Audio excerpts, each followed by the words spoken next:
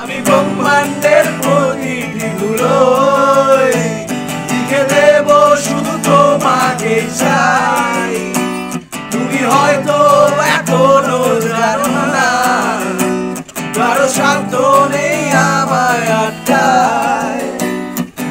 ভালোবাসবো আবার তোমায়, যত বেশি ভালোবাসা যায়।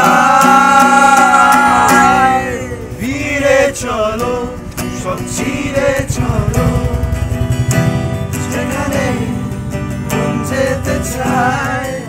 আমি আছি তোমার অপেক্ষায়, স্টেশনে শেষ